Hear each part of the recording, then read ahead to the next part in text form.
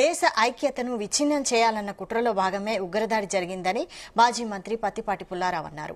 పల్నాడు జిల్లా చిలకలూరిపేటలో ఆయన నిరసన ర్యాలీ నిర్వహించారు.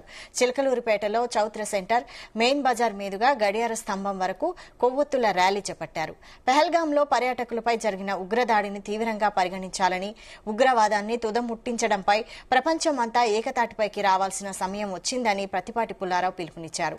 మోదీ సారథ్యంలోని భారత్ ఉగ్రవాదాన్ని ముట్టించడం ఖాయమన్నారు. దేశంలోని అన్ని రాజకీయ పార్టీలు, ప్రజా సంఘాలు కూడా ఒకే తాటిపై నిలవడం స్వాగతించాల్సిన విషయమన్నారు. ప్రపంచంలోనే ఉగ్రవాదాన్ని తుదిముట్టించాలని ప్రపంచ దేశాల్లో కోరుకుంటున్నటువంటి ప్రతి ఒక్కరి కోరికకు కొద్దిపాటి ఉగ్రవాదం విచ్ఛిన్నం కోసం ప్రయత్నం చేసేటువంటి వారికి వ్యతిరేకంగా ఈ పోరాటం.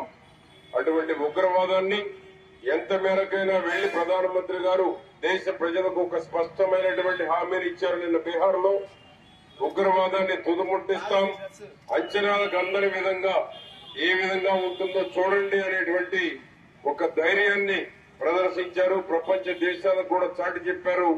అటువంటి మహానాయకుడు ఈనాడు ప్రధానమంత్రి మోడీ గారు మన దేశానికి ఉండటం, వారి నాయకత్వంలో ఆంధ్రప్రదేశ్ లో చంద్రబాబు గారు కూటమి నాయకత్వానికి బాధ్యత వహించడం, దేశంలో ఉన్న అన్ని పార్టీలు కూడా ఈనాడు కేంద్రంలో ఉన్నటువంటి ప్రభుత్వానికి సంఘీభావంగా మద్దతుగా అన్ని పార్టీలు తెలియజేసినాయి.